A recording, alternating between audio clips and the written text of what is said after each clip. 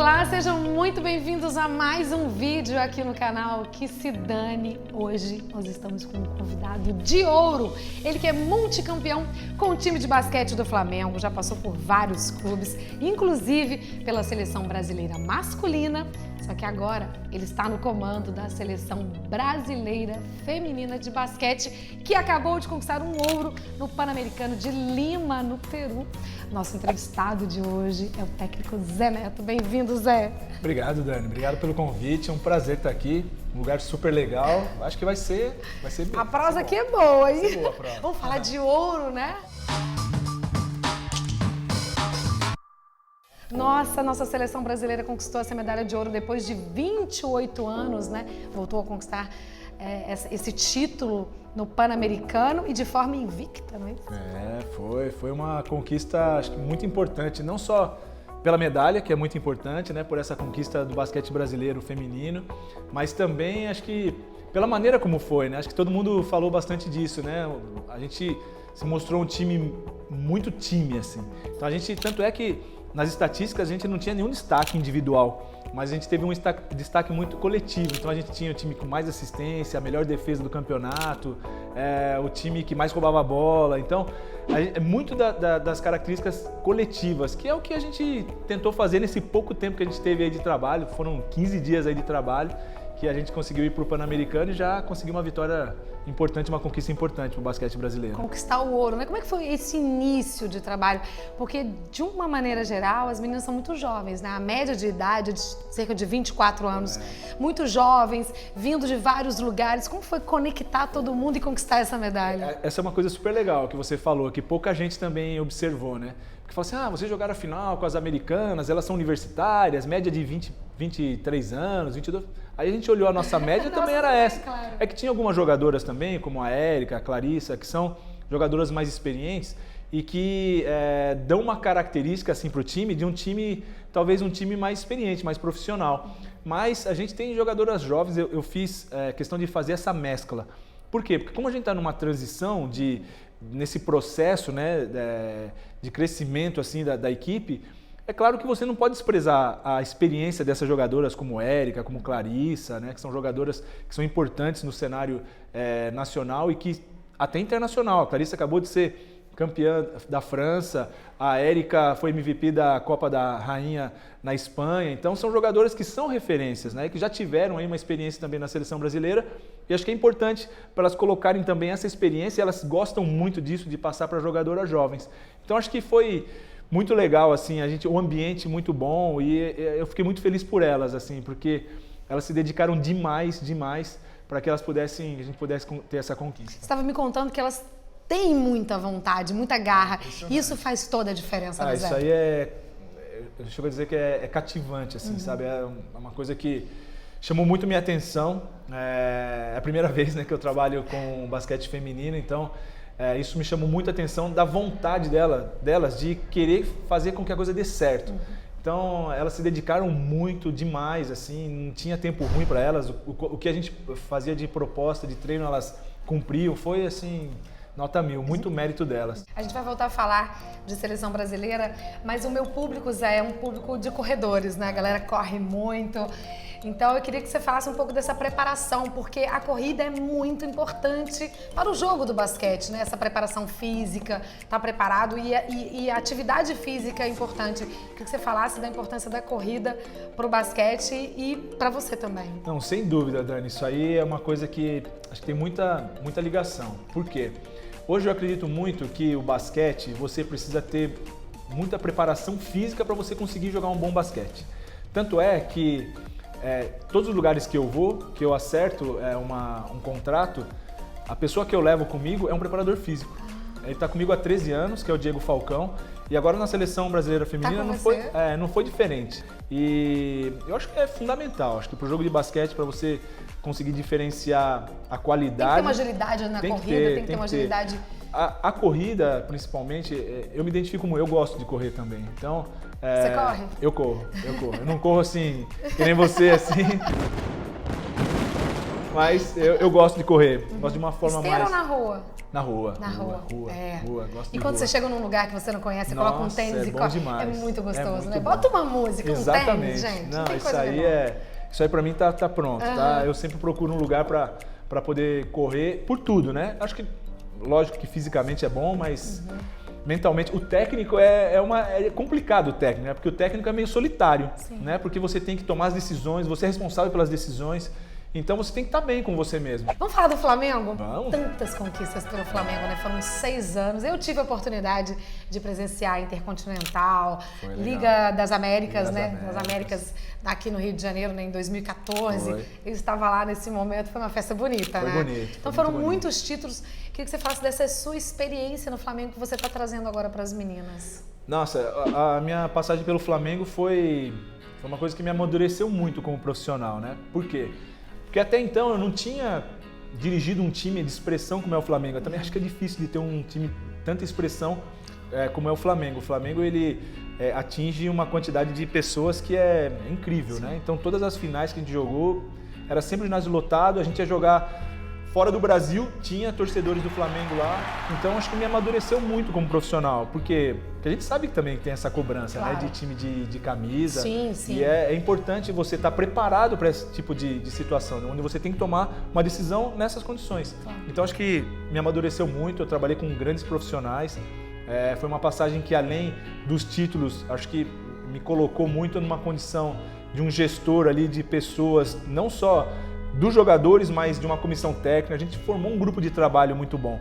Eu acho que isso aí é o mais importante, que agora dura, né? E o Flamengo está consolidado, né? Como uma referência do basquete brasileiro. E é claro que isso te dá também uma confiança, uma maneira de você trabalhar que aonde você vai, você já tem uma tranquilidade para poder tomar decisão, porque você sabe o que dá certo, o que dá errado. Acho que muito mais assim do que dá certo, né? Porque acho que foram momentos muito bons assim no Flamengo. Quando a gente ganhou de uma forma em sequência no NBB, acho que também ajudou os outros times a evoluírem, porque todo mundo queria ganhar da gente, né? Ganhar do Flamengo.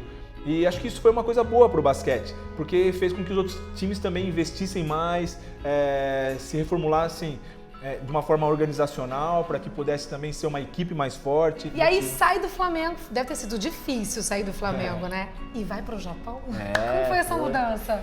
Você assumiu o Levanga Hokkaido, Levanga Hokkaido, Como é que foi essa experiência lá no Japão? Quando eu saí do Flamengo, eu tive proposta de vários lugares, do Brasil, fora do Brasil, mas aí eu estudando um pouco das ofertas que eu tinha, né, me interessou muito o Japão. Quem me deu essa dica do Japão e quem me indicou foi um técnico da seleção japonesa, que é um argentino, e ele falou, cara, aqui a liga está crescendo demais, é o 3º ano da liga, né? O ano passado foi o 3º ano da liga, então é uma liga que está crescendo muito, o país é incrível, e eu fui conversando com ele, foi me falando como estava a estrutura, e eu fui começar a estudar um pouco da estrutura que tinha lá. Era impressionante, só que quando eu cheguei lá, me surpreendeu ainda mais, positivamente. Sim. É uma coisa incrível, é um país que não tem crise. Eu gosto muito porque as regras realmente funcionam, né, de tudo. A organização de um modo geral. E por mais que um país que a gente tem uma ideia de altamente tecnológico, ele não perde as raízes deles, os valores, as referências. Isso é uma coisa que foi muito legal. Então o certo é o certo, o errado é o errado, não tem mais ou menos. E isso passa para o esporte também.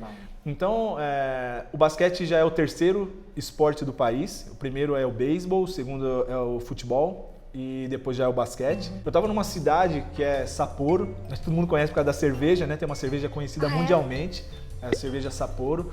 E é dessa cidade. Boa a cerveja? É muito boa. É uma das melhores do mundo. É uma das melhores do mundo, assim. Eu nem tive. Saborosa. Eu não tive a oportunidade de tomar muito, assim, mas assim, a gente foi conhecer onde é a fábrica, tudo. Né? Isso eu faço questão, porque é importante você viver a cultura de onde você está. E é uma cidade muito legal, de 2 milhões de habitantes, uma cidade grande no Japão e muito estruturada. Só que muito frio. Então fazia menos 12 quase todos os dias. E eu peguei um inverno muito frio. Mas assim, o calor humano é incrível, né? Foi uma coisa incrível. E assustou um pouco o terremoto, assim, né? O terremoto, a gente pegou um terremoto muito forte. Muito forte, de escala quase 7. Então foi muito forte, uma das mais fortes. Aí passou recentemente agora um documentário sobre isso, um dos mais fortes, e às 3 da manhã você ser acordado assim, uau, nossa, é uma coisa que... Eu não tenho inimigo, mas se eu tivesse eu não desejaria pra ele de jeito nenhum. Nem pra ele, né? Não desejaria, porque é uma sensação... Eu não morri do terremoto, mas quase morri de infarto, porque o susto é muito grande. O susto é muito grande, né? Você Muito acordar grande. tudo tremendo. Acordar, A gente tudo não tem tremendo, ideia o que é isso, tudo né? balançando. Eu morava no 11º andar, detalhe. Tudo tremendo, as coisas caindo, você fala, e agora, eu faço o quê? Assim, todo mundo começou a gritar, e até eles não tinham essa experiência, porque foi uma experiência nova para eles, né? É uma região que não tem tanto terremoto. Então foi uma coisa super diferente para todo mundo. Então os vizinhos também não sabiam. Eu saí assim no corredor, eu perguntava o que eu fazia. Eles não falavam, eu tinha que me comunicar em inglês, porque eu não falo japonês. Então eles não falavam inglês. Aí eu liguei pro manager e falei, cara, fala com eles aqui o que eu tenho que fazer, porque eu não sei o que eu tenho que fazer. E eu tô super assustado. Então acho que foi até isso, né? Me fez engrandecer como pessoa, aquele negócio, né? Aquilo que não te mata te deixa mais forte. Com certeza, isso é uma coisa que me deixou mais forte. Isso é muito bom saber. E agora vamos falar dos próximos projetos da nossa seleção de basquete feminino, que agora a gente tem o AmeriCup, né? AmeriCup. À vista, as meninas já estão convocadas. Como é que tá? Como que a gente chega em Porto Rico? A gente vai ter agora uma etapa de treinamento, as meninas começam a se apresentar a partir agora do dia 28, né? E a gente tem um período de avaliações que o Comitê Olímpico disponibilizou pra gente, que são avaliações de primeiro nível, muito importante pra gente. Como a gente está fazendo um processo da seleção, para esse momento agora inicial, é importante ter uma referência das jogadoras, como elas estão chegando. E o que a gente precisa trabalhar especificamente para que a gente possa melhorar nesse processo. Então as avaliações elas são super importantes. Depois a gente vai começar os treinamentos já com algumas jogadoras que estão disponíveis. No Rio de Janeiro mesmo? Vai ser aqui no Rio de Janeiro. A gente tem uma estrutura super boa para isso. Na verdade a gente treina na quadra onde jogar nos Jogos Olímpicos, né? O basquete feminino, que é em Deodoro. Sim. E a gente fica na frente do Parque Olímpico, onde a gente treina a parte física, a academia no Maria Lenk, e tem também uma academia de primeiro mundo ali.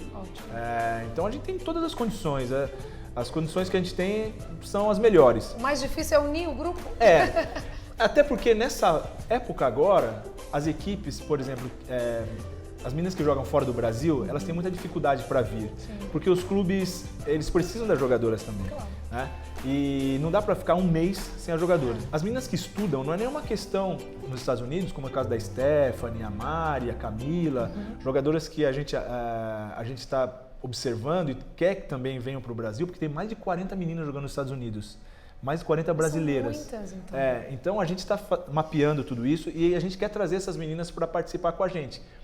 Só que como que você traz, Dani, pedindo para a menina ficar um mês sem estudar? Imagina, qualquer pessoa, não precisa ser nos Estados Unidos, aqui no Brasil, você fala assim, você vai ficar um mês sem ir para a escola. É difícil. Então a gente entende isso também, que é um momento complicado. Mas a gente está tentando viabilizar isso para que elas venham um período, se não for agora, que elas venham numa próxima convocação, porque a gente tem uma sequência de competições. Então a gente está mapeando tudo isso, pensando no processo todo. Tem a AmeriCup, depois na sequência tem o pré-olímpico. Agora começa a corrida. corrida. E aí agora começa, porque é a corrida olímpica agora. Agora é a corrida olímpica, é exatamente isso. Então começa com a AmeriCup, da AmeriCup classifica para o pré-olímpico das Américas, que vai ser em novembro. E do pré-olímpico das Américas, a gente classifica para um pré-olímpico mundial, que é ali que define quem são as 12 seleções que vão participar dos Jogos Olímpicos de Tóquio. Então a gente tem essa corrida aí, complicado, é uma situação muito difícil, mas a gente tem uma expectativa assim boa. A gente acredita que a gente pode ir evoluindo, essa equipe pode evoluir muito.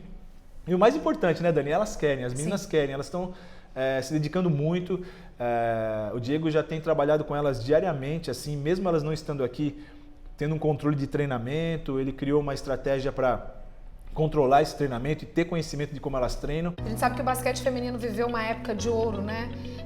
Com Magic Paula, Hortência, e depois a gente teve um período não muito bom, ficamos até fora de algumas competições, como o Mundial, né? E outras competições importantes. Você acha que essa conquista, esse ouro, pode ser já o pontapé inicial de uma nova era do basquete feminino? Já anima muito, né, Dani? Exatamente essa era a expectativa que a gente tinha em relação a essa mudança, né? Com certeza o Brasil é uma referência do basquete feminino, porque se você for pensar quantos países são campeões mundiais de basquete feminino, pouquíssimos, né? Pouquíssimos, e o Brasil é um desses países. Então é muito importante ter essa referência. Agora, a gente sabe que a referência, como a gente tem de Paula, Hortência, Janete, essas jogadoras que são grandes expoentes, né, que foram expoentes por terem sido campeãs mundiais, a gente tem uma bem próxima da gente, que é a Adriana, que ela é a gerente do basquete feminino e está com a gente em todas as competições. Então a gente consegue, ela faz isso, né? A gente consegue, né, ter um pouco desse sentimento mesmo, porque se você for pensar, se imagina o seguinte: o Brasil não era nada no basquete feminino e de repente foi campeão mundial. Imagina, campeão do mundo. É uma coisa que batendo Rússia, batendo Estados Unidos, China, Austrália, que é fortíssimo. O Brasil de repente é campeão do mundo. Então cria uma referência que você não pode desprezar isso. Então eu fiz questão de conversar com várias jogadoras, com vários técnicos dessa época e que acho que me auxiliam muito. Como eu estou chegando agora, eu quero saber, né, como que é esse cenário, como que é o basquete feminino. Então, a gente quer, lógico, tem muito respeito por toda essa geração, mas eu acho que dentro dessas meninas também tem um pouco de Paula, de Hortência, que a gente precisa colocar para fora. Né? Então, acho que esse início da gente ter conseguido essa medalha de ouro é uma coisa que motiva demais. Não garante nada pra gente daqui pra frente, não dá nenhuma garantia pra gente, né? Mas é um nem a vaga. Mas né? assim, é uma diferente, né? é um banho de ânimo, assim, uma ducha de ânimo que você pode olhar e falar assim, a gente conseguiu isso. Nós estamos no caminho. Nós temos que vamos em frente que a gente pode melhorar muito ainda. Agora, gente, chegou o momento que a gente conhece um pouquinho do nosso entrevistado com algumas perguntas, um bate-bola, que é o momento que se dane, hein? Um momento mais marcante. Quando eu comecei a ver basquete, eu lembro do Campeonato Mundial do Sírio, né, que o Sírio foi campeão mundial. Todo mundo invadindo a quadra, todo mundo... O Ibirapuera ficou lotado a quadra, assim, todo mundo invadiu depois que o Sírio ganhou. E aquilo ficou muito forte na minha cabeça, né? Ficou muito marcado e a gente conseguiu isso. Todo mundo invadindo, eu não sabia se eu estava sonhando, se era verdade. Uma comida preferida? Lasanha. Suco ou vinho? Vinho. Carne ou abobrinha? Carne. Dos meus. Carne. Uma prioridade? Família. Uma mania? Deixar tudo organizado. Um sonho? Ser campeão mundial pelo Brasil. Zé Neto, obrigada. Obrigado, Dani. Nossa, meu convite. Foi um prazer, Delícia. um prazer. Tá perto de você é sempre bom. Eu admiro demais toda a sua energia, sua alegria, acho que é contagiante. E obrigado pelo feliz, convite. Obrigado. Gente, eu espero que vocês tenham curtido essa delícia de entrevista com o técnico Zé Neto, da Seleção Brasileira Feminina de Basquete. E olha, quem ainda não se inscreveu, corre lá, se inscreva no canal, compartilhe com os seus amigos, deixa um like, um comentário, manda pergunta pro Zé Neto que ele responde lá. Respondo. Tá bom? Um beijo e até a próxima.